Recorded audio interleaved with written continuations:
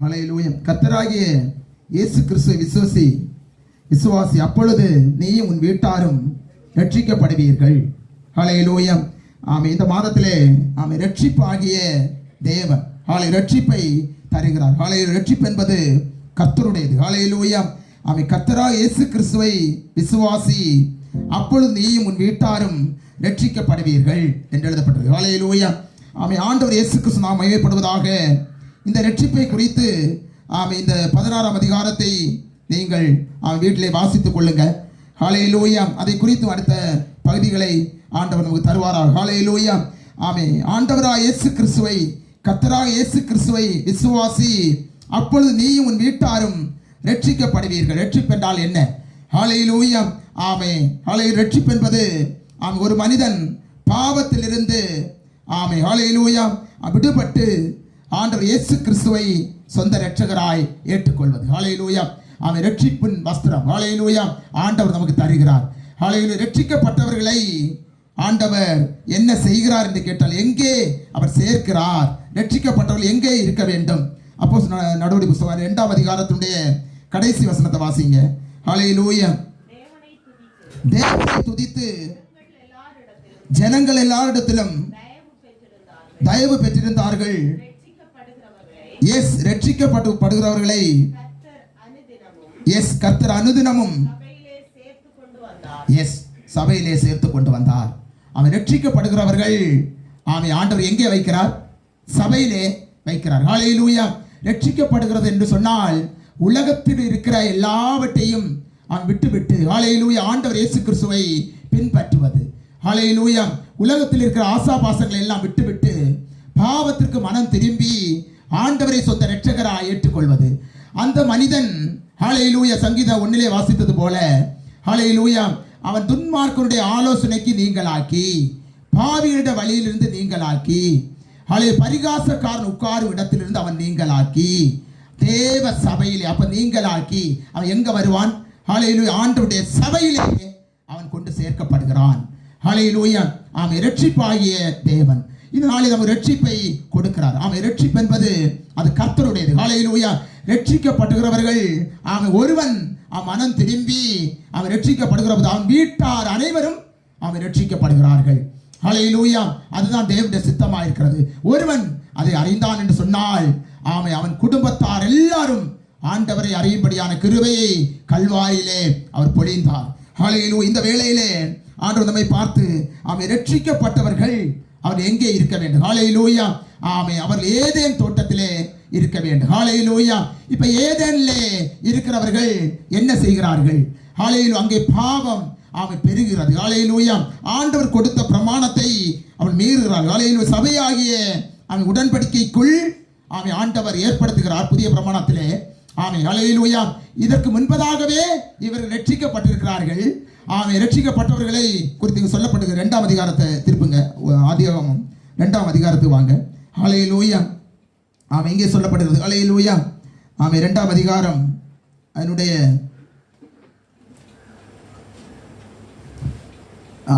ஹல்லேலூயா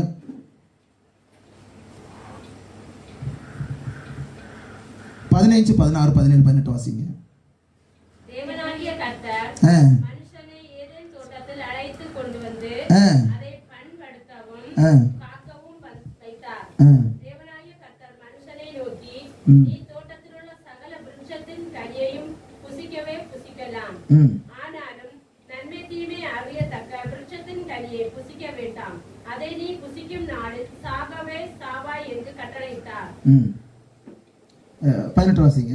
பின்பு தேவனாகிய கர்த்தர் மனுஷன் தனிமையாய் இருப்பது நல்லதல்ல, ஏற்ற துணையை அவனுக்கு உண்டாக்குவேன் என்றார். போதும். ஹல்லேலூயா. இங்கே நீங்கள் வாசிக்கிற போது ஹல்லேலூயா ஏதேனிலே ஆண்டவர் ஹல்லேலூயா ஆதாமை ஆண்டவர் உருவாக்குற எல்லாம் நல்லது நல்லது நல்லது என்று காண்கிறார். ஹல்லேலூயா. இங்கே வந்து ஆமென் கடைசியாக சொல்லப்படுகிறது நல்லது அல்ல என்று சொல்லப்படுகிறது. ஹல்லேலூயா. மனுஷன் தனிமையா இருப்பது நல்லது அல்ல. அங்கே நல்லது நல்லது நல்லது 7ஆம் நாள் முதல் நாள் 2ஆம் நாள் அவனுடைய படைப்பை குறித்து நீங்கள் முதல் அதிகாரத்தில் வாசிக்கிற போது நல்லது நல்லது என்று கண்ட தேவன் ஹல்லேலூயா எங்கே வருகிற போது நல்லது அல்ல என்று சொல்லுகிறார். ஹல்லேலூயா.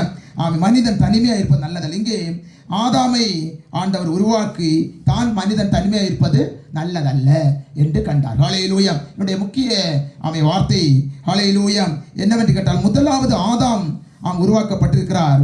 இங்க பாருங்க, நன்மை தீமை அறியத்தக்க 17 வசனம் வாசிங்க. நன்மை தீமை அறியத்தக்க விருட்சத்தின் கனியை புசிக்க வேண்டாம், அதை நீ புசிக்கும் நாளிலே சாகவே சாவா என்று கட்டளையிட்டார். ஹல்லேலூயா. அப்ப யாரை பார்த்து கட்டளை இதை சொல்லுகிறார்? ஆதாமை பார்த்து சொல்லுகிறார். ஹல்லேலூயா. இங்க பாருங்க, இங்க 3ஆம் வசனத்துல நீங்க வாசிங்க. முதல் வசனத்துல வாசிங்க, 3ஆம் வசனம் வாசிங்க.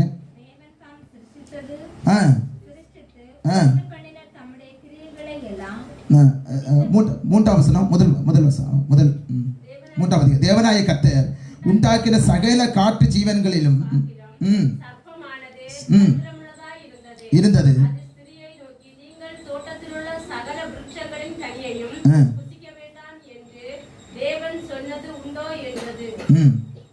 இப்ப நாங்கள் தோட்டத்தில் உள்ள விருட்சங்களின் கனிகளை புசிக்கலாம், ஆனாலும் தோட்டத்தின் நடுவில் இருக்கிற விருட்சத்தின் கனியை குறித்து தேவன் நீங்கள் சாகாதபடிக்கு அதை புசிக்கவும் அதை தொடவும் வேண்டாம் என்று சொன்னார் என்றார். போதும். ஹல்லேலூயா. இப்ப பாருங்க, புசிக்கவும் தொடவும் வேண்டாம் அப்படி சொன்னாரா? தொட வேண்டாம்னு சொன்னாரா? தேவன் சொன்னாரா? அப்ப கூடுதலாக ஸ்திரியானவள் கூடுதலாக ஒரு வார்த்தையை என்ன செய்கிறாரா? எடுக்கிறாள். ஹல்லேலூயா. ஆண்டவர் சொன்னது புசிக்க வேண்டாம். இங்க பாருங்க, புசிக்க வேண்டாம், புசிக்கும் நாளிலே சாகவே சாவாய் என்று சொன்னார். ஹல்லேலூயா.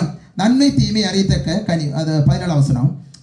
சாகும் நாளிலே அதை புசிக்க வேண்டாம், புசிக்கும் நாளிலே சாகவே சாவாய் என்று சொன்னார். இங்க தொட வேண்டாம். இப்ப பாருங்க, இங்க பாருங்க, ஒரு சாக்கு போக்கு கொஞ்சம் கூட சாத்தான் இங்க இறங்கி வருகிற போது ஒரு வார்த்தை கூடுது. ஆண்டவர் சொன்னதாட்டு தொடவும் வேண்டாம். ஹல்லேலூயா. கீழே வாசிங்க. சர்ப்பமானது 4 வாசிங்க. அப்பொழுது சர்ப்பம் ஸ்திரியை நோக்கி, நீங்கள் சாகவே சாவதில்லை, நீங்கள் இதை புசிக்கும் நாளிலே உங்கள் கண்கள் திறக்கப்படும் என்றும் நீங்கள் நன்மை தீமை அறிந்து தேவர்களைப் போல் இருப்பீர்கள் என்றும் தேவன் அறிவார் என்றது. அப்பொழுது ஸ்திரியானவள், அந்த விருட்சம் புசிப்புக்கு நல்லதும் பார்வைக்கு இன்பமும் புத்தியை தெளிவிக்கிறதற்கு இச்சிப்படத்தக்க இருக்கிறது. புசித்து தன் புருஷனுக்கும் கொடுத்தாள். அப்போ இந்த சம்பவம் நடக்கிற போது ஹல்லேலூயா ஆதாம் பக்கத்தில் தான் இருந்திருக்கு. அப்படிதான் நீங்க சிந்தித்து பார்த்தீங்களா? ஹல்லேலூயா. அவள் பறித்து புசித்து அவனை தேடி கொண்டு போய் கொடுக்கல. ஹல்லேலூயா. அவனும் பக்கத்தில் தான் இருந்திருக்கு. இப்போ பாருங்க, இந்த பழத்தை புசிக்க வேண்டாம் என்று முதலாவது யார்கிட்ட ஆண்டவர் சொல்றாரு? ஆதாம்கிட்ட சொல்றாரு. இப்ப ஏவாள் உண்டா? ஏவாள் இல்லை. இங்க இங்க இங்க வாசிங்க, 21 வாசிங்க.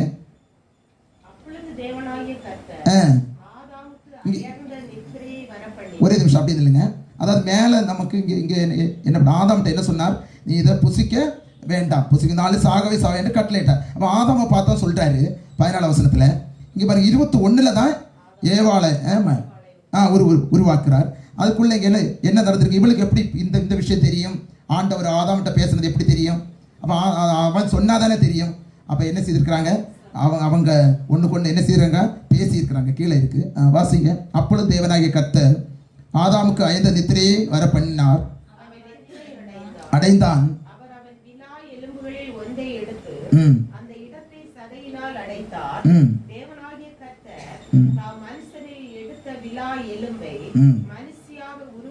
உருவாக்கி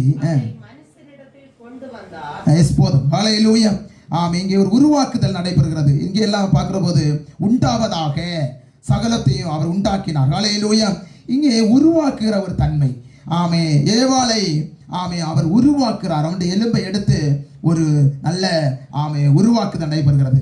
ஒவ்வொரு பாகங்களையும் செய்திருப்பார். அப்படித்தானே? ஹல்லேலூயா. இங்க இதன் நிமித்தம் 24 வாசிங்க. உருவாக்கி அவரிடத்திலே அவர் கொடு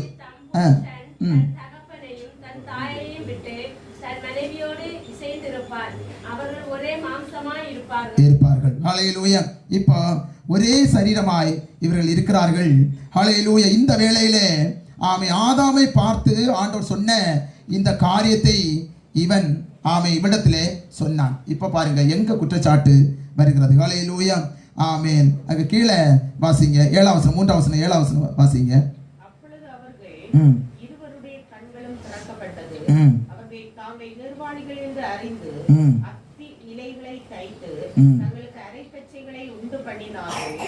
பகலில் குளிர்ச்சியான வேளையிலே தோட்டத்தில் உலாவுகிற தேவனாகிய கர்த்தருடைய சத்தத்தை அவர்கள் கேட்டார்கள்.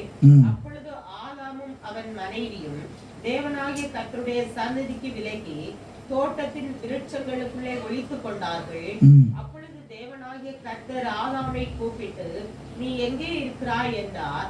அதற்கு அவன், நான் தேவரீருடைய சத்தத்தை தோட்டத்திலே கேட்டு நான் நிர்வாணியாய் இருப்பதினால் பயந்து ஒளித்துக் கொண்டேன் என்றான்.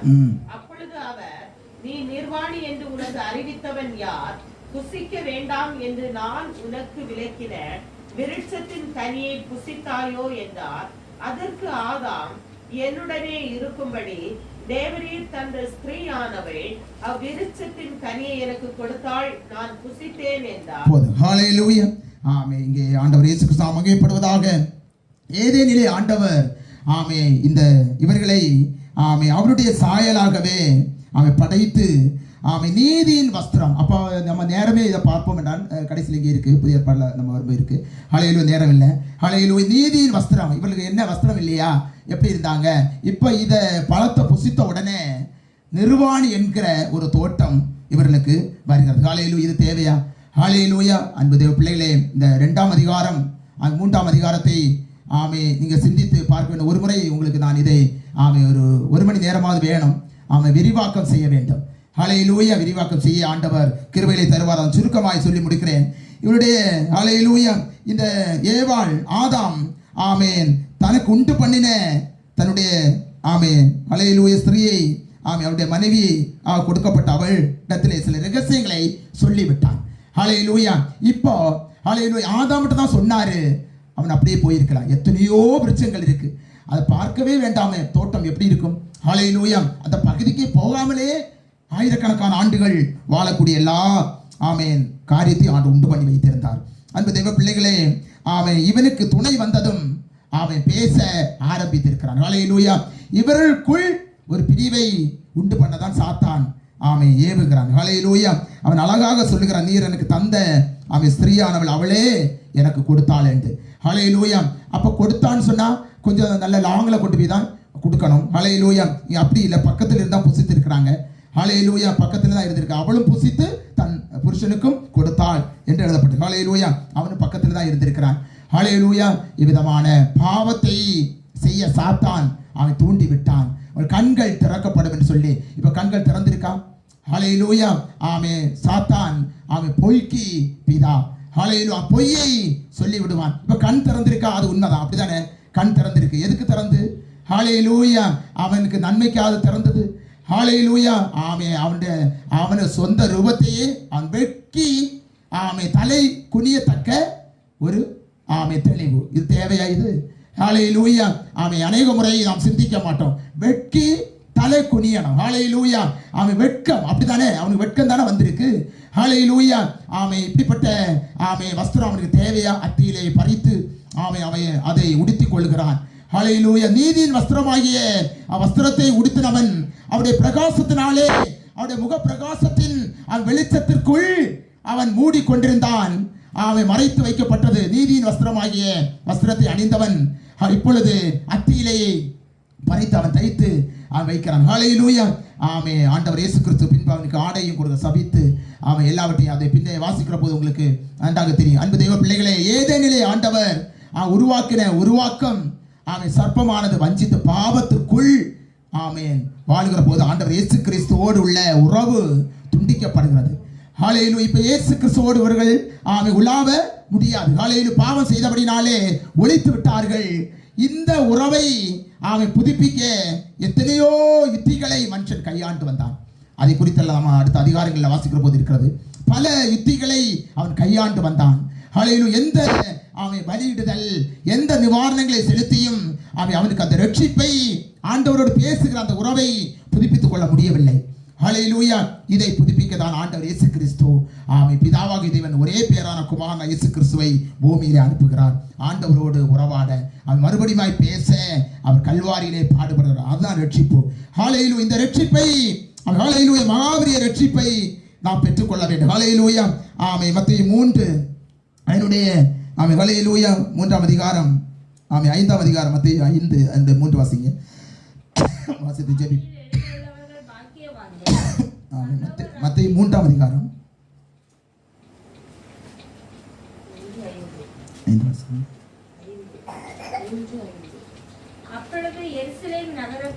அப்பொழுது எருசலேம் நகரத்தாரும் யூதேயா தேசத்தார் அனைவரும் யாவரும் போய் தங்கள் பாவங்களை அறிக்கையிட்டு யோர்தான் நதியில் ஹல்லேலூயா தங்கள் பாவங்களை அறிக்கையிட்டு ஆண்டவரோடு இந்த உறவை புதுப்பிக்க ஞான ஸ்நானம் பெற்றார்கள். தங்கள் பாவங்களை அறிக்கை இடுகிறார்கள். ஹல்லேலூயா. ஹல்லேலூயா. யோவான் 3:5 ஒரு முறை கூட திருப்புங்க. ஹல்லேலூயா. இங்கே தங்கள் பாவங்களை அறிக்கையிட்டு அவனால் ஞான ஸ்நானம் பெற்றார்கள். ஹல்லேலூயா. யோவான் 3:5 வாசிங்க. இயேசு பிரதித்தமாக இயேசு வாய் திறந்து சொல்லுகிறார். ஹல்லேலூயா. ஒருவன் ஜலத்தினாலும் ஆவியினாலும் பிரபாவிட்டால் தேவனுடைய ராஜ்யத்தில் பிரவேசிக்க மாட்டான் என்று மெய்யாகவே உனக்கு சொல்லுகிறேன். மாம்சத்தினால் பிறப்பது மாம்சமாய் இருக்கும், ஆவியினால் பிறப்பது ஆவியாய் இருக்கும். போதும். ஹல்லேலூயா. மாம்சத்தினால் பிறப்பது மாம்சமாய் இருக்கும். ஹல்லேலூயா. ஆவியிலே நாம் பிறக்க வேண்டும். ஹல்லேலூயா. அன்பு தேவ பிள்ளைகளே, ஆவியிலே நாம் பிறக்க வேண்டும். ஹல்லேலூயா. இந்த கால வேளையிலே ஆண்டவர் இயேசு கிறிஸ்து அவர் ஒரு ஞான ஸ்நானம் கொடுக்கிறார். ஹல்லேலூயா. அக்கினி மயமான நதி. ஹல்லேலூயா. அக்கினியிலே ஒரு ஞான ஸ்நானம். ஹல்லேலூயா. ஆவியிலே ஒரு ஞான ஸ்நானம். ஹல்லேலூயா. இங்கே யோவான் மனம் திரும்புதலுக்கு ஏற்ற ஹல்லேலூயா ஞான ஸ்நானம், தண்ணீர்னால் ஞான ஸ்நானம் கொடுத்து வந்தார். ஹல்லேலூயா. ஆண்டவர் இயேசு கிறிஸ்து ஹல்லேலூயா ஆவியிலே ஞான ஸ்நானம் கொடுக்கிறார். ஹல்லேலூயா. அதில் நீங்க பார்க்கும்போது தெரியும், மத்தேயுல கீழே வாசிக்கும் தெரியும். ஆண்டவர் இயேசு கிறிஸ்து ஞான ஸ்நானம் எடுக்கிற போது ஹல்லேலூயா பரிசுத்த ஆவியானவர் இறங்கி வருகிறார். ஹல்லேலூயா. என்னிலும் வலியவர் ஒருவர் வருகிறார், அவர் பாதரட்சியை அவிழ்க்க நான் தகுதியில் சொல்லி யோவான் சொல்லுகிறார். ஹல்லேலூயா. அன்பு தேவ பிள்ளைகளே, இந்த கால வேளையிலே நம்மை பார்த்து ஆண்டவர் இரட்சிப்பாகிய சபையை ஆண்டவர் தந்திருக்கிறார். ரட்சிக்கப்பட்டவர்கள் அனைவரும் கர்த்தர் சபையிலே சேர்த்து வந்தார். ஹல்லேலூயா. ஆண்டவராய் கர்த்தராய் இயேசு கிறிஸ்துவை விசுவாசி, அப்பொழுது நீ உன் வீட்டாரும் ரட்சிக்கப்படுவீர்கள் என்று எழுதப்பட்டது. ஹல்லேலூயா. இந்த மாதத்திலே ரட்சிக்கப்படுகிற அனுபவம், நம்முடைய குடும்பத்திலே யாராவது ரட்சிக்கப்படாமல் இருந்தால், இந்த அனுபவத்தை பெறாமல் இருந்தால், ஆதாம் ஏவாள் காலத்திலே நடந்த பாவத்திற்கு மரித்து நீதிக்கு பிழைக்க பாவத்தை ஒப்பு கொடுத்து தண்ணீர்னால் மறு ஜென்மம் முழுக்கு ஹல்லேலூயா பெறாமல் இருந்தால் அவருடைய கல்வாரியின் ரத்தம் நமக்காய் சிந்தப்பட்ட ரத்தம் நம்மை நோக்கி அது பேசிக்கொண்டே இருக்கிறது. ஹல்லேலூயா. மனம் திரும்பு என்று சொல்லி மறுபடியும் ஏதேனிலே நடந்த அதே சம்பவத்தை மறுபடியும் ஆண்டவர் புதுப்பிக்க கல்வாரியிலே ரத்தம் சிந்துகிறார். அந்த ரத்தம் கூப்பிட்டு கொண்டே இருக்கிறது, வா வா என்று சொல்லி. ஹல்லேலூயா. நம்மை அழைத்து கொண்டே இருக்கிறது. ஹல்லேலூயா. திரும்பு, மனம் திரும்பு என்று சொல்லி அழைத்து கொண்டே இருக்கிறது. ஒருவராலும் கொடுக்க முடியாத இந்த அழைப்பு. ஹல்லேலூயா. யாரும் அழைக்க முடியாது. அன்பு தேவ பிள்ளைகளே, யார் அழைத்தாலும் இந்த மீட்பை கொடுக்க முடியாது. Praise the Lord. இந்த உலகத்தில் அநேகர் அழைக்கிறார்கள். ஹல்லேலூயா. அங்கே ரட்சிப்பு, இங்கே மீட்பு என்று சொல்லி அழைக்கிறார்கள். அங்கே மீட்பு இல்லை. ஹல்லேலூயா. ஆண்டவர் இயேசு கிறிஸ்து ஒருவராலே இந்த ரட்சிப்பு. அவர் அழைத்துக் கொண்டே இருக்கிறார். கல்வாரியிலே கடைசி சொட்டு ரத்தத்தை அவர் பொழிகிறார். அவருடைய தசைகள் கிழிக்கப்படுகிறது, நரம்பு நாளங்கள் வெடிக்கிறது. ஹல்லேலூயா. நமக்காய் அவர் தரையிலே விழுந்து ஜெபிக்கிறார். ஹல்லேலூயா. இரத்த வெள்ளம் வேர்வையாலே சிந்தை நொந்து நெஞ்சுருகி இரத்த வெள்ளம் முழங்கால் படிடுங்க.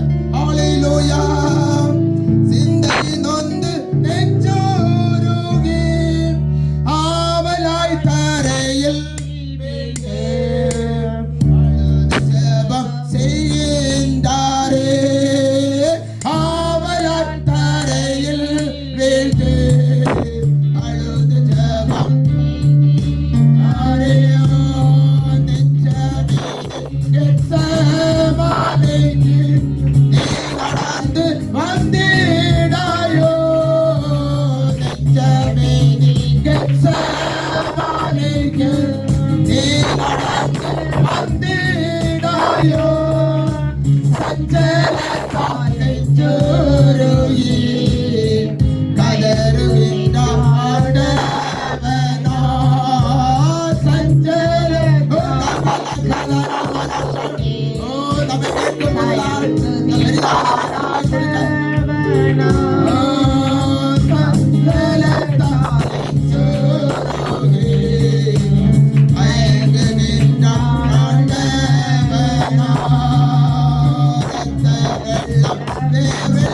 கல்வாரை நோக்கி பார்த்து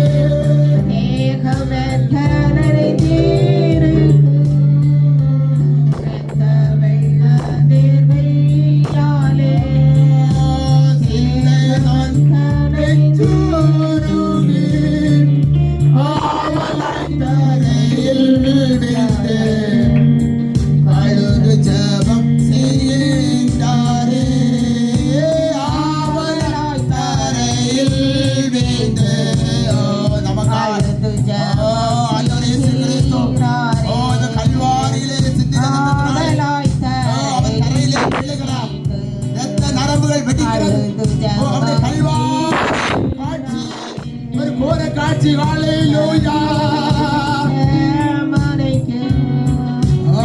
மகிமை ஹalleluya இந்த வேளையிலே ஆண்டவருடைய பிரசன்னம் நம்மை இறங்கட்டும் இவரை காலையில் இரட்சிப்பாகிய வஸ்திரத்தை ஆண்டவர் நமக்கு தருகிறார் ஹalleluya கர்த்தராகிய இயேசு கிறிஸ்துவை விசுவாசி அப்பொழுதும் நீ உன் வீட்டாரும் இரட்சிக்கப்படுவீர்கள் ஹalleluya